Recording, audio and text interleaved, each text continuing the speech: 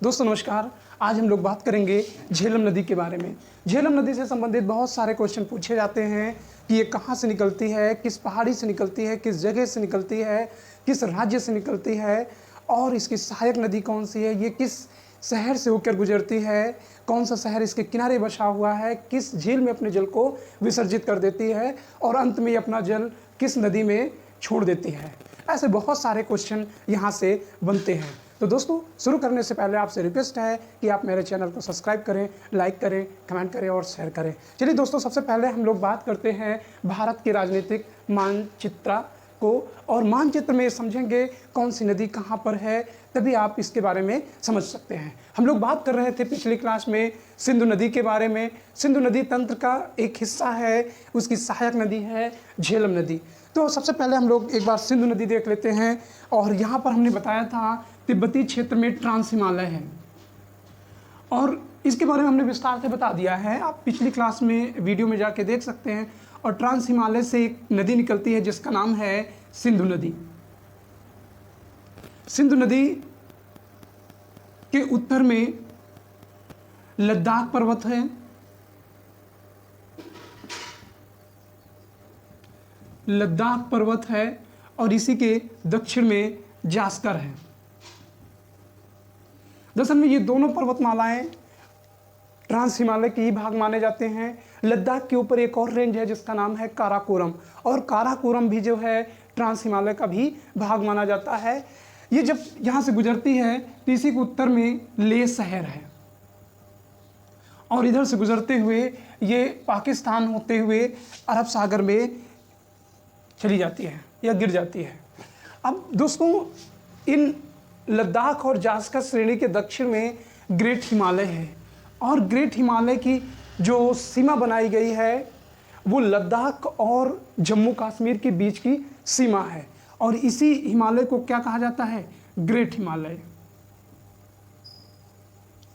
Great Himalaya, great Himalaya कह सकते हैं, या इसी को बृहत हिमालय कहते हैं। ग्रेट हिमालय के दक्षिण में एक पर्वत श्रेणी है जिसका नाम है पीर पंजाल पर्वत श्रेणी।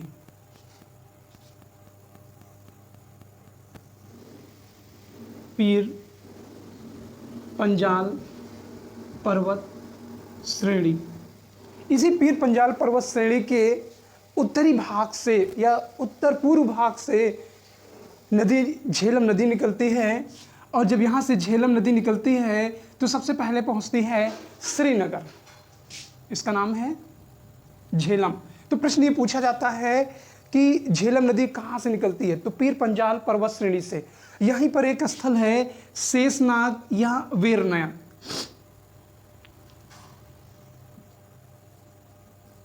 शेषनाग या इसी को वेरनाग कहते हैं। तो प्रश्न पूछा जाता है कि झेलम नदी पीर पंजाल के किस पर्वत श्रेणी से निकलती है? तो इसी को हम शेषनाग कह सकते हैं या वेरनाग कहते हैं। और यहाँ से जब निकलती है तो ये एक शहर पहुंचती है जिसका नाम है श्रीनगर। श्रीनगर।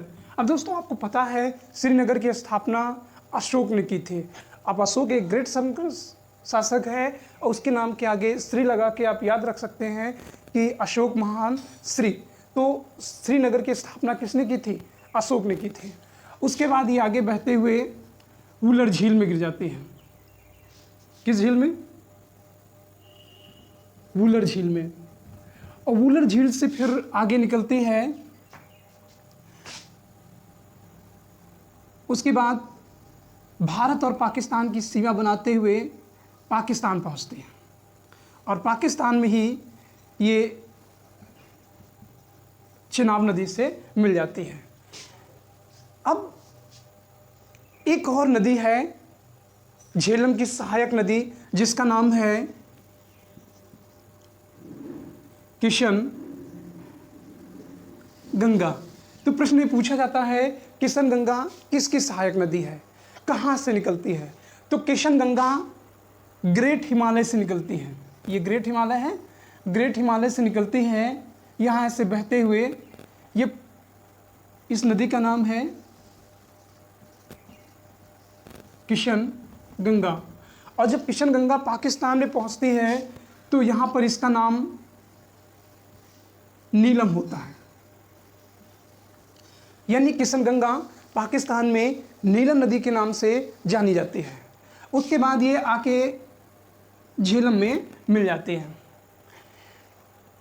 झेलम का जो प्राचीन नाम है वो वितस्ता है। क्या नाम है? वितस्ता है। झेलम नदी पर कई परियोजनाएं हैं।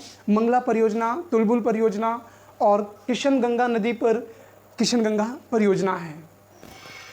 किशनगंगा नदी को परियोजना को लेकर भारत और पाकिस्तान के बीच विवाद का विषय बना रहा है।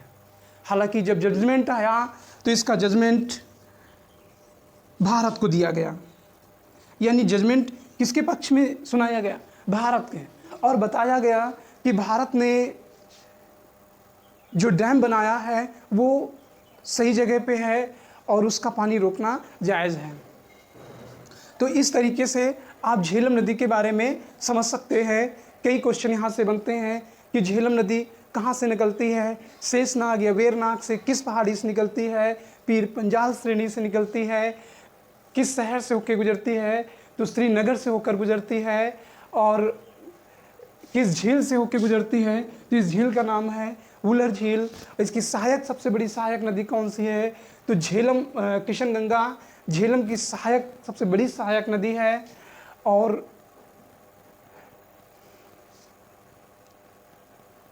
ये पाकिस्तान में नीलम के नाम से जाना जाता है। तो इस तरीके से आप देखते हैं कि झेलम नदी और किशनगंगा ये दोनों नदियां कहाँ पर स्थित हैं? भारत के एक ही राज्य जिसका नाम है जम्मू एंड कश्मीर राज्य में। इसके अलावा और किसी राज्य में ये नहीं बहती हैं। उसके बाद हम लोग बात करते हैं चेनाब नदी के बारे में। अगली नदी है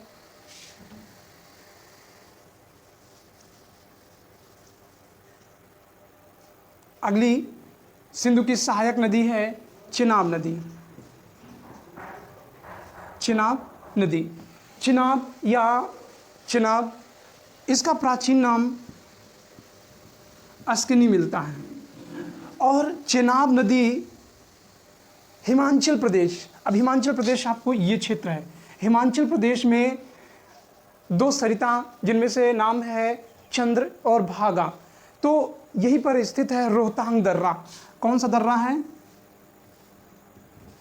रोहतांग दर्रा। रोहतांग दर्रे के पास ही दो सरिता हैं, चंद्र और दूसरी है भागा। तो चंद्र और भागा इसकी क्या है? सहायक नदियां हैं या शुरुआती नदी हैं। उसके बाद ये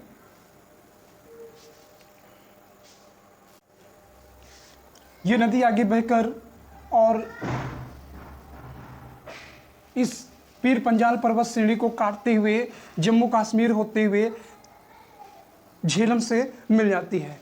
इस नदी पर कई परियोजनाएं हैं, जैसे उड़ी परियोजना, चूँकि इसकी एक सहायक नदी है उड़ी नदी या उरी कह सकते हैं, तो यहीं पर एक परियोजना बनाई गई है चेनाब नदी पर। एक और परियोजना है बगलिहार परियोजना। बगलिहार परियोजना कई बार पूछा गया है, बगलिहार परियोजना कहाँ पर है। इसके साथ साथ एक और परियोजना है सलाल परियोजना। तो पूछा जाता है सलाल परियोजना किस नदी पर है? तो सलाल परियोजना चेनाब नदी पर है। बगलिहार परियोजना किस नदी पे है? चेनाब नदी पर। उड़ी परियोजना किस नदी पर है? तो चेनाब नदी पर। और चेनाब का प्राचीन नाम क्या पूछा जाता है कि प्राचीन नाम क्या है? इसका प्राचीन नाम अस्किनी है। उसके बाद एक दूसरी नदी है चेनाब के बाद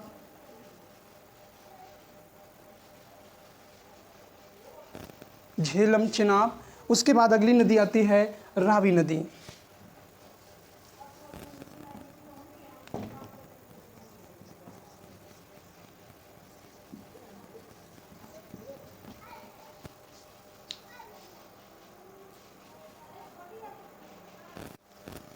रावी नदी भी रोहतांग दर्रे से निकलकर जम्मू कश्मीर होते हुए ये आके चेनाब नदी में मिल जाती है।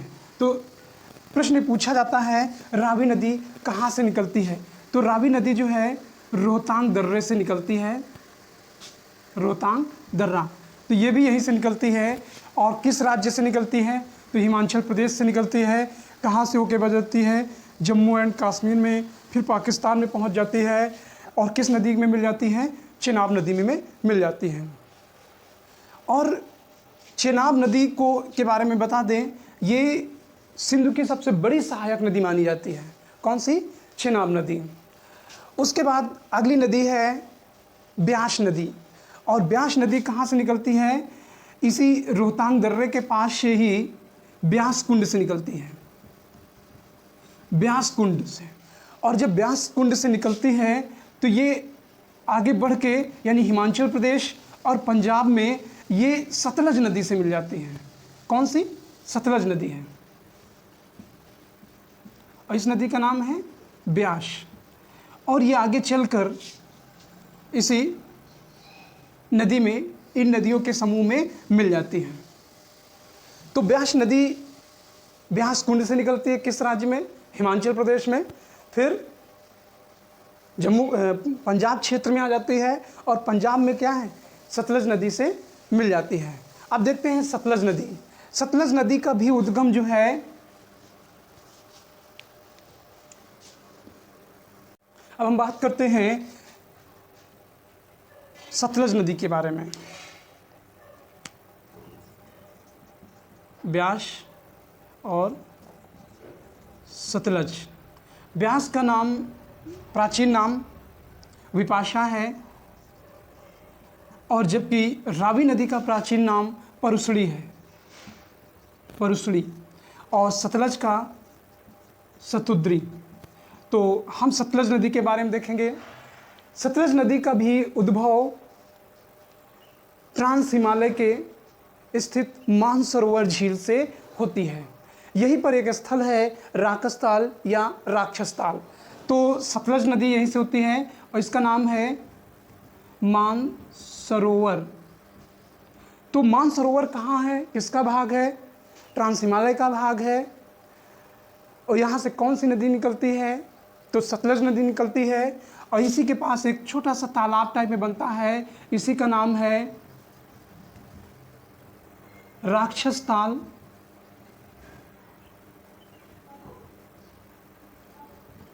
या राकस ताल। और यहीं से ये नदी निकलती है, निकल के सिपकी दर्रे से हिमाचल प्रदेश में प्रवेश करती है। किस दर्रे से, सिपकीला दर्रा से।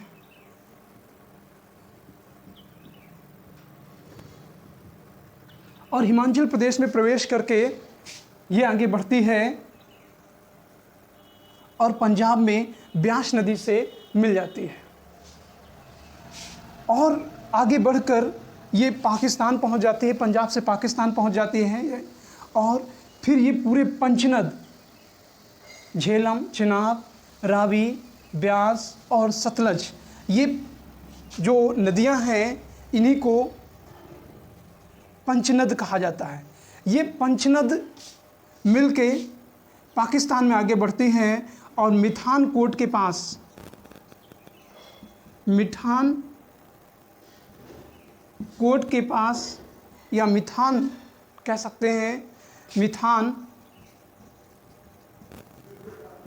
कोट से ये मिठान कोट पाकिस्तान में पड़ेगा। और ये पंचनद किस नदी में मिल जाती है, झेलम नदी से। तो ये कई बार क्वेश्चन पूछा गया है कि पंचनद सिंधु नदी में कहाँ पर मिलते हैं, तो ये मिठान कोट या मिठान कोट में मिलती है। आगे ये अरब सागर में गिर जाती है। तो इस तरीके से आपका सिंधु नदी तंत्र समाप्त होता है।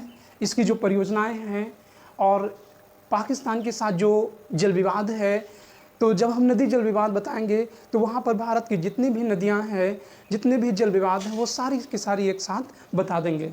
तो दोस्तों कैसा लगा, यदि आपको अच्छा लगे तो मेरे चैनल को सब्सक्राइब करिए, लाइक करिए, कमेंट करिए, शेयर करिए।